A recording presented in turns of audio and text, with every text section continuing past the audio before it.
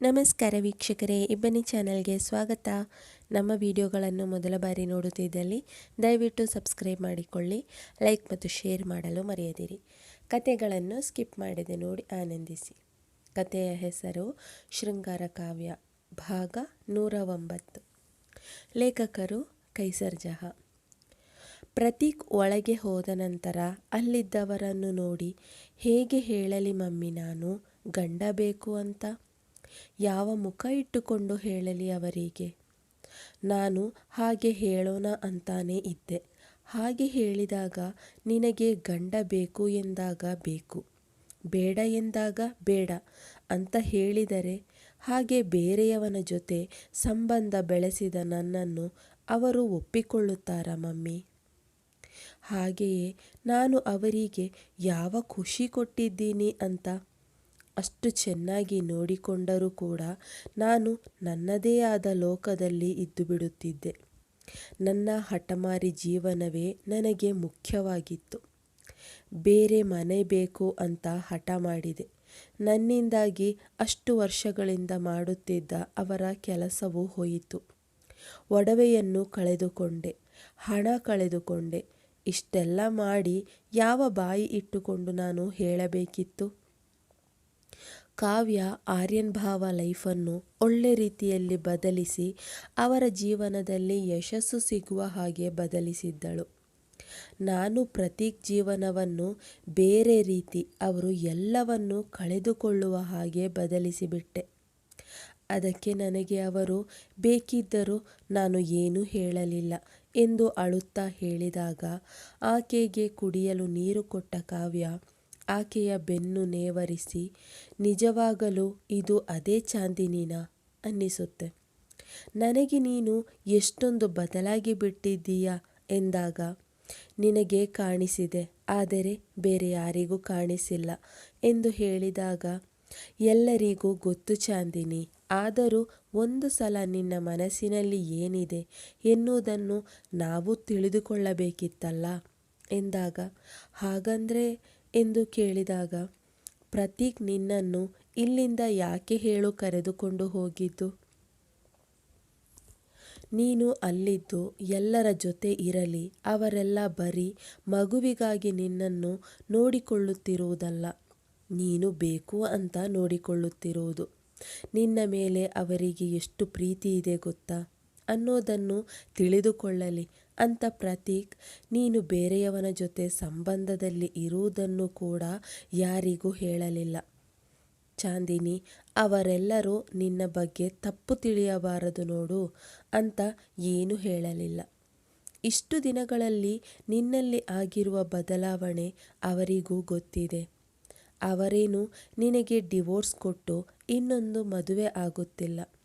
ಅವರಿಗೆ ನಿನ್ನನ್ನು ಬಿಟ್ಟು ಬೇರೆ ಮದುವೆಯಾಗಲು ಸ್ವಲ್ಪವೂ ಇಷ್ಟವಿಲ್ಲ.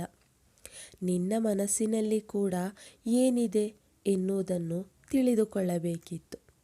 ಅದಕ್ಕೆ ಹಾಗೆಲ್ಲ ಹೇಳಿದ್ದು ಅಷ್ಟೆ. ಸ್ವಲ್ಪ ಕೋಪ ಇತ್ತು ನಿನ್ನ ಮಾತಿನಿಂದ.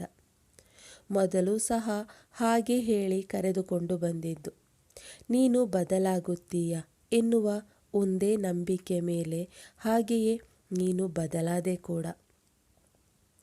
ಆದರೆ ನೀನು ಒಂದು ಮಾತಿಗೂ ಕೂಡ ಗಂಡ ಬೇಕು ಅಂತ ಹೇಳಲೇ ಇಲ್ಲ. ನೀನು ಹೋಗಲಿ ಬಿಡು, ನೀನು ಒಂದು ರೀತಿ ಯೋಚನೆ ಮಾಡಿ ಹಾಗೆ ಹೇಳಿಲ್ಲ.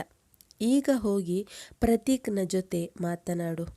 ಅವರಿಗೇನು ನಿನ್ನ ಮೇಲೆ ಬೇಜಾರಿಲ್ಲ. ಈಗ ಸ್ವಲ್ಪ ಮಾತನಾಡಿಕೊಂಡಿರಬಹುದು. ನೋಡು ಚಾಂದಿನಿ, ನಿನ್ನ ಅಕ್ಕ ಆಗಿ ಹೇಳುತ್ತಿದ್ದೇನೆ ಅಂತ ತಿಳಿದುಕೊಳ್ಳಬೇಡ. ಒಂದು ಹೆಣ್ಣಾಗಿ ಹೇಳುತ್ತಿದ್ದೇನೆ. ಹೆಣ್ಣು ಎಷ್ಟೇ ಸಬಲೆಯಾದರೂ ಗಂಡನ ಆಶ್ರಯ, ಅವನ ಪ್ರೀತಿ ಒಂದು ಹೆಣ್ಣಿಗೆ ಬೇಕೇ ಬೇಕು. ಮದುವೆ ಆಗುವ ಮುಂಚೆ ಅಪ್ಪ, ಅಣ್ಣ, ತಮ್ಮ ಇವರ ಅಡಿಯಲ್ಲಿ ಬೆಳೆಯುತ್ತೇವೆ. ಹಾಗೆಯೇ ಮದುವೆಯಾದ ಮೇಲೆ ಗಂಡನ ಆಶ್ರಯದಲ್ಲಿ ಇರುತ್ತೇವೆ. ಹಾಗೆ ಗಂಡಸಿಗೂ ಅಷ್ಟೇ. ಅವನ ಮನೆ ಮನ ಬೆಳಗುವುದಕ್ಕೆ ಒಂದು ಹೆಣ್ಣು ಬೇಕೇ ಬೇಕು. ಹೆಣ್ಣಿಲ್ಲದೆ ಇರುವ ಒಬ್ಬ ಗಂಡಸಿನ ಜೀವನ ನಿಜಕ್ಕೂ ನರಕ. ಅದಕ್ಕೆ ಅಲ್ಲವೇ ದೇವರು ಗಂಡು ಹೆಣ್ಣು ಅಂತ ಮಾಡಿರೋದು. ಅವರಿಗೆ ನೀನು, ನಿನಗೆ ಅವರು ಎನ್ನುವ ತರಹ ಇದ್ದರೆ ಜೀವನದಲ್ಲಿ ಯಾವುದಕ್ಕೂ ಕೊರತೆ ಇದೆ ಅಂತ ಅನ್ನಿಸೋದೇ ಇಲ್ಲ. ನೀನೇ ತಪ್ಪು ಮಾಡಿದ್ದು. ನಿನಗೆ ಹೇಳ್ತಾ ಇದ್ದೀನಿ ಅಂತ ತಿಳಿದುಕೊಳ್ಳಬೇಡ. ಪ್ರತೀಕ್‌ಗೂ ನಾವೆಲ್ಲ ಇದೇ ರೀತಿ ಬುದ್ಧಿವಾದ ಹೇಳಿದ್ದೇವೆ. ಅವರು ಸಹ ತುಂಬ ತಾಳ್ಮೆಯಿಂದ ಇದ್ದಾರೆ.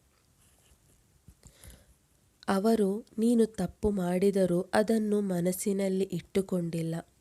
ಅದನ್ನೆಲ್ಲ ಮರೆತು ನಿನ್ನ ಜೊತೆ ಮತ್ತು ಮಗುವಿನ ಜೊತೆ ಒಂದು ಸುಖ ಜೀವನವನ್ನು ಬಯಸುತ್ತಿದ್ದಾರೆ. ಈಗ ನೀನು ಹೇಗಿರುತ್ತೀಯ ಎನ್ನುವುದು ಮುಖ್ಯ ಎಂದಾಗ, ನನಗೂ ಒಳ್ಳೆ ಖುಷಿಯಾದ ಜೀವನ ಬೇಕು ಕಾವ್ಯ. ಮಾಡಿರುವ ತಪ್ಪುಗಳಿಂದ ತುಂಬ ಬುದ್ಧಿ ಕಲಿತಿದ್ದೇನೆ. ಇನ್ನು ಮುಂದೆ ಹಾಗೆಲ್ಲ ಮಾಡೋದಿಲ್ಲ.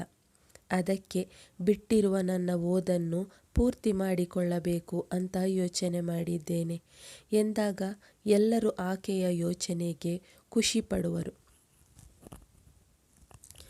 ಕಾವ್ಯ ಅವಳೊಂದಿಗೆ, ಒಳ್ಳೆ ವಿಚಾರ ಚಾಂದಿನಿ. ಆದರೆ ಅದಕ್ಕಿಂತ ಮೊದಲು ನಿನ್ನ ಪ್ರತೀಕ್ ಮಧ್ಯೆ ಇರುವ ಮನಸ್ತಾಪವನ್ನು ದೂರ ಮಾಡಿಕೊ.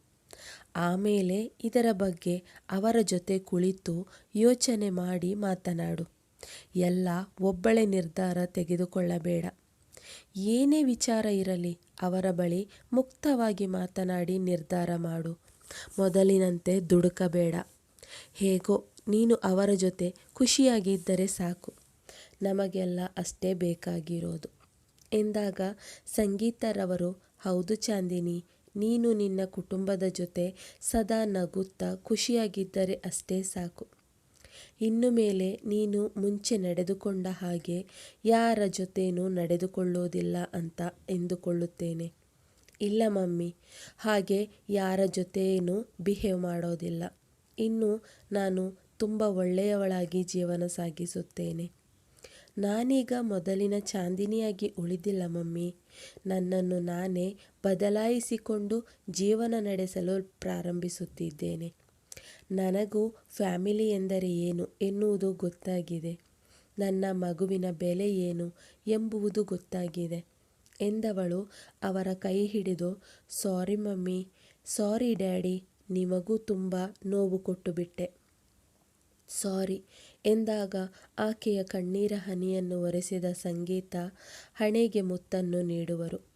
ಮನೋಹರ್ರವರು ತಲೆ ಸವರಿ, ಹೋಗು ಚಾಂದಿನಿ, ಪ್ರತೀಕ್ ಜೊತೆ ಮಾತನಾಡು ಎಂದಾಗ ಸರಿ ಎಂದವಳು ಅಲ್ಲಿಂದ ತನ್ನ ರೂಮಿಗೆ ಹೋಗುವಳು.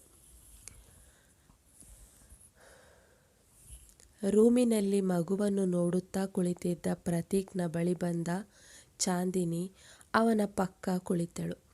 ಆಕೆಯನ್ನು ನೋಡದೆ ತನ್ನ ಪಾಡಿಗೆ ತಾನು ಕೂತಿರುವನು. ಚಾಂದಿನಿ ಮೆಲ್ಲನೆ ಪ್ರತೀಕ್ ಎಂದು ಕರೆದಾಗ, ಈಗ ಎಲ್ಲ ಮುಗಿದ ಮೇಲೆ ಮತ್ತೇನು ಮಾತನಾಡುವುದಕ್ಕೂ ಇಲ್ಲ ಚಾಂದಿನಿ ಎಂದಾಗ, ನಿಮಗೆ ಇಲ್ಲದೇ ಇರಬಹುದು, ಆದರೆ ನನಗೆ ತುಂಬ ಮಾತನಾಡಲು ಇದೆ ಪ್ರತೀಕ್. ನನಗೆ ಮಗು ಮಾತ್ರ ಅಲ್ಲ, ಮಗುವಿನ ಜೊತೆ ಗಂಡನೂ ಬೇಕು ಎಂದು ಹೇಳಿದಾಗ ಬೇಸರದಿಂದ ನಗುತ್ತಾ, ಅದೇ ಎಲ್ಲರೂ ಹೇಳಿದ ಮೇಲೆ ತಾನೆ ನಾನು ಹೇಳಿದ ಮೇಲೆ ನಿನಗೆ ಬೇಕಾಗಿರೋದು. ಈ ರೀತಿ ಒತ್ತಾಯದ ಸಂಬಂಧಕ್ಕೆ ಆಯಸ್ಸಿಲ್ಲ ಚಾಂದಿನಿ ಎಂದು ಹೇಳಿದಾಗ ಅವನ ಕಾಲ ಕೆಳಗೆ ಕಾಲನ್ನು ಹಿಡಿದಾಗ, ಏನು ಮಾಡ್ತಾ ಇದ್ದೀಯಾ, ಎದ್ದೇಳು ಎಂದು ಹೇಳಿದಾಗ ಅಲ್ಲಿಯೇ ಅವನ ಕಾಲ ಬಳಿ ಕುಳಿತವಳು ಅವನ ಎರಡೂ ಕೈಗಳನ್ನು ತನ್ನ ಕೈಯಲ್ಲಿ ಬೆಸೆದವಳು, ನನಗೆ ನೀವು ಬೇಕು ಅಂತ ನಾನು ತುಂಬ ದಿನಗಳ ಹಿಂದೆಯೇ ಡಿಸೈಡ್ ಮಾಡಿದ್ದೆ. ಆದರೆ ಅದನ್ನು ಹೇಳುವ ಧೈರ್ಯ ನನ್ನಲ್ಲಿ ಇರಲಿಲ್ಲ ಪ್ರತೀಕ್. ನಾನು ಯಾವ ಮುಖ ಇಟ್ಟುಕೊಂಡು ನಿಮ್ಮ ಮುಂದೆ ಬಂದು ಕೇಳಲಿ. ನಿಮ್ಮೊಂದಿಗೆ ಮಾತನಾಡುವ ಅರ್ಹತೆಯನ್ನೇ ನಾನು ಕಳೆದುಕೊಂಡಿದ್ದೇನೆ. ಗಂಡ ಇದ್ದೂ ಕೂಡ ಗರ್ಭಿಣಿಯಾಗಿದ್ದಾಗ ಯಾರದೋ ಜೊತೆ ಸಂಬಂಧ ಇಟ್ಟುಕೊಂಡಿದ್ದವಳು ನಾನು. ಮುಂದುವರಿಯುತ್ತದೆ. ಈ ಕಥೆಯ ಮುಂದಿನ ಸಂಚಿಕೆಯನ್ನು ಮುಂದಿನ ವಿಡಿಯೋದಲ್ಲಿ ಪ್ರಕಟಿಸಲಾಗುವುದು. ಧನ್ಯವಾದಗಳು.